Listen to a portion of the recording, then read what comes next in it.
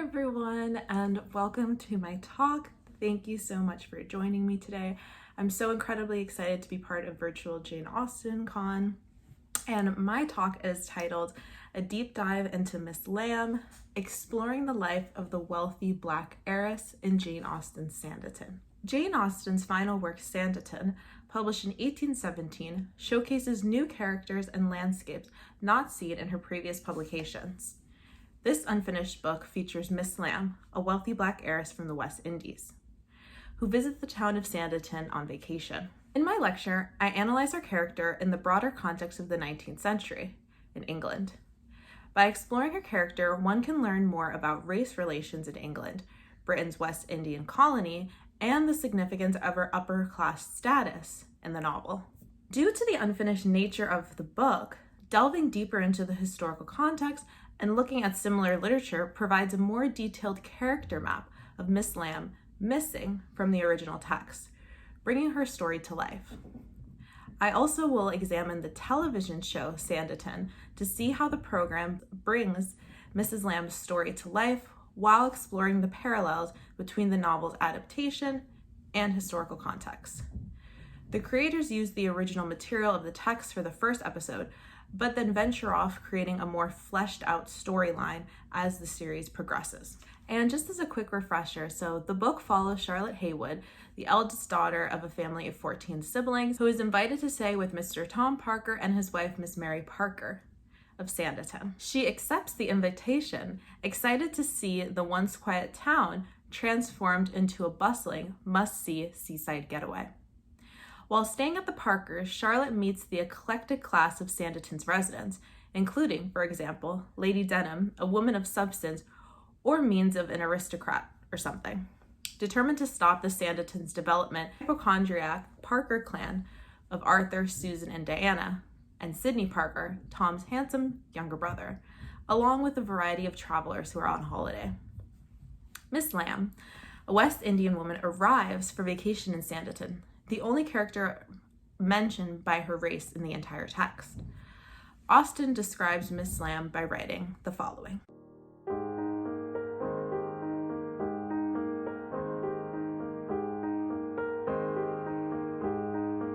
Miss Lamb's mixed-race heritage indicates that one parent of hers belonged to the white population in the British West Indies. The West Indies was home to a large white male population that had migrated from the United Kingdom. By the end of the 18th century, white males made up over 60% of places such as Jamaica. And these numbers increased with the rise in white immigration, produced half European children. Britain's anti-miscegenation laws were much more relaxed in contrast to those in the United States, for example. Miscegenation was socially not as accepted, and society discouraged the relationships. However, white men would still have romantic relations with Black women, regardless of these laws. Miss Lamb's characteristics make her well-liked. The characters around her display interest in learning more about her origins and personality. Her descriptions are similar throughout the book, and Austen mentions key parts of her personality repeatedly, as though wanting the readers to hyper-focus on these qualities.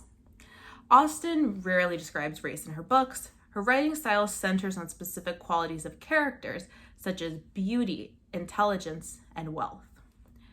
Austen includes the descriptions of Mrs. Lamb's demeanor and wealth while simultaneously describing her race. Unfortunately, the incomplete story did not allow Austen's ideas to fully evolve as intended to. By exploring the historical evidence from Austen's time, one can explore Mrs. Lamb's character and why she chose to make these literary choices for her character in her final book. Britain abolished the trade in enslaved peoples in 1807, but eliminating enslavement did not occur immediately. Abolition, a reaction to the enslaved rebellions of the 1790s, showed the enslaved people's strength, inciting fear in the English colonial residents.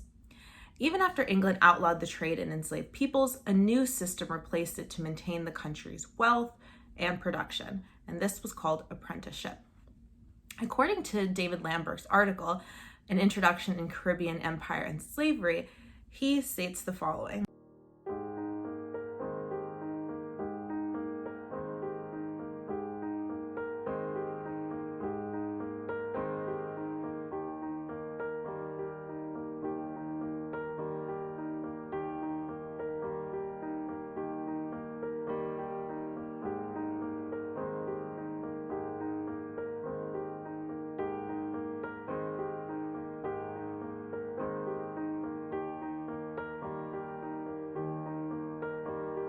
The transition to this new system benefited the British enslavers by allowing them to continue their practice under the false condition that those enslaved would have access to, quote, freedom. The political systems in place in the Caribbean ultimately valued the profit the trade of enslaved peoples brought, making this change a false sense of freedom disguised as continued exploitative labor and control. Austen mentions Miss Lamb's fortune almost every time her name gets brought into conversation. Austen writes the following.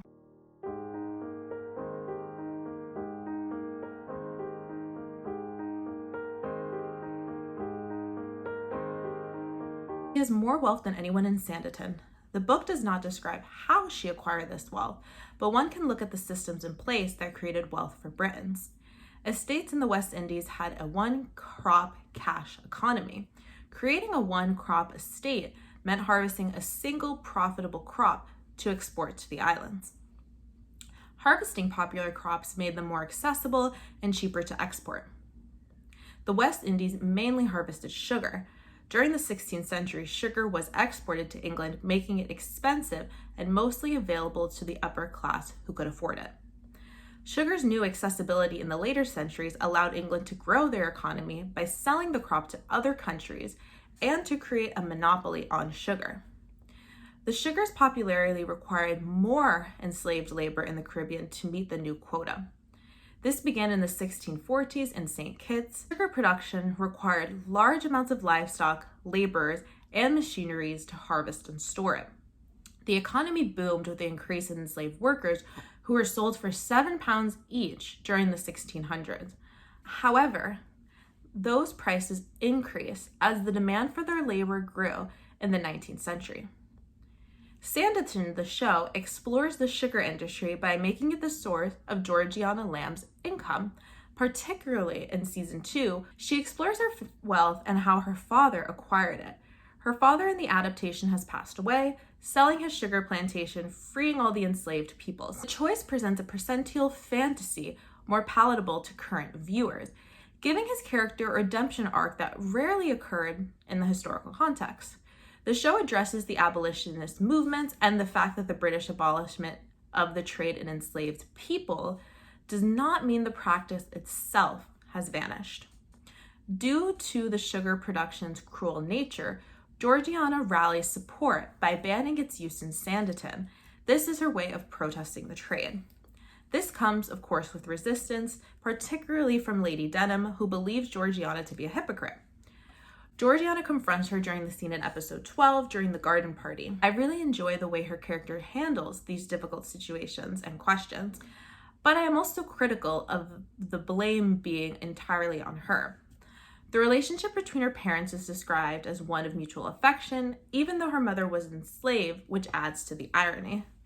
There seems to be an emphasis on forgiveness and the idea that once other British enslavers follow in her father's footsteps, that will be the overall solution. But I disagree, because even though he made the right decision, that doesn't redeem this situation as neatly as the show tries to. I enjoy seeing Georgiana's character learn more about these social issues over the series, but I also feel there is an exception on her to mend the situations that her family's decisions created when she was merely born into these circumstances.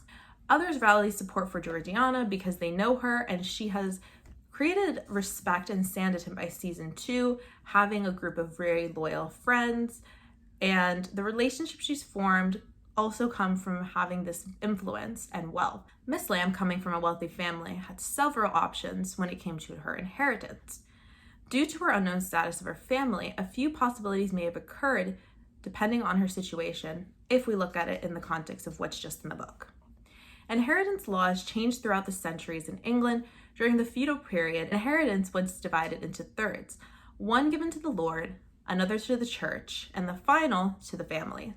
As the government transitioned by 1692, families would be able to write anyone into their will. This meant that illegitimate children would be able to claim part of their family's fortune after their death if they were included in the deceased will. The West Indies formed legal rules and systems based on British laws.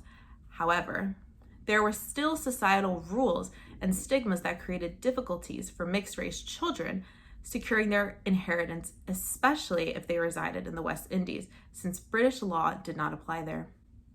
There were conditions placed on these children before they were approved of inheritance. One of those was children needed to be free.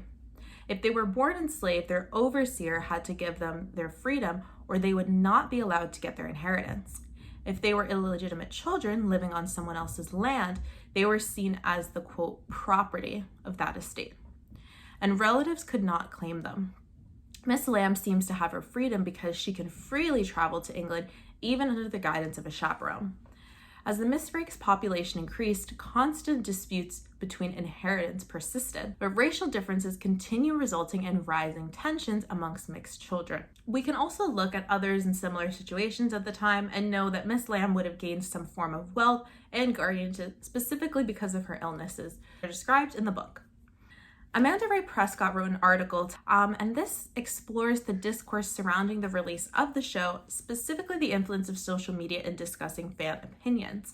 She starts by mentioning the back and forth on social media from white fans of the show who wanted, quote, an escapist adaptation, and those who saw this adaptation as a way to finally showcase Miss Lamb, the only canonically Black character in Austen's work. Prescott lists multiple instances, specifically on Twitter, of white fans' reactions to the series, highlighting the fear that the premiere of Bridgerton created due to that show's colorblind reimagining of history. I watched the series this summer in preparation for this lecture, and I had heard about this discourse before. I was hesitant to watch the show Sanditon out of fear that the character of Miss Lamb would be represented in a negative light.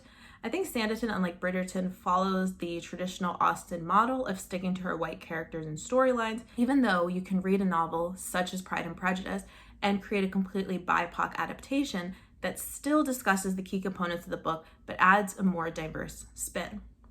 The Austen purists, as Prescott writes, are more concerned with their own escapist fantasies, ignoring the critical discourse by BIPOC fans. Continuing on with inheritance as a central point in Georgiana's character in the adaptation, she cannot inherit her fortune until she is 21, and her guardians are quick to have her marry off by then. Georgiana has been informed that Sidney, her previous guardian, had traveled to Antigua to wrap up some affairs with her father's estate after getting a letter from the family lawyer. However, it is revealed that he was representing her in court because of a lawsuit against her. Another relative of her father viewed her as unfit to gain her inheritance because of her mixed race status. Sidney triumphed in court, but this did not stop the relative from conjuring a new scheme. However, the show in the first season does fall into the trap of creating a tragic romantic plot for Georgiana. She had a lover named Otis, who was the reason she was forced to leave London by her guardian Sidney. Otis, a Black man and a member of the Sons of Africa, truly loved Miss Lamb. However, his character progressively gets worse until the breaking point between the two characters. I felt incredibly excited to see them together because of the sheer lack of Black romance given to characters, particularly in this time period. Once Otis had been taken out, it made the TV show fall into the trap of creating another tragic mulatto plotline. This continues into season 2 with Charles Lockhart. Charles Lockhart comes to Sanditon, and he's an artist who takes interest in Georgiana. He dazzles the residents, leaving Georgiana romantically interested in him. But, of course, by the end of the season, he leaves Sanditon after trying to convince her to run away with him. And letters arrive detailing the court case, letting everyone know that Mr. Lockhart was actually the relative who tried to sue Miss Lamb. This portrayal perfectly mirrors the lengths people will go to ensure a woman of Miss Lamb's racial makeup gets barred from receiving her rightful share, while also feeding into the trope of denying her romantic love.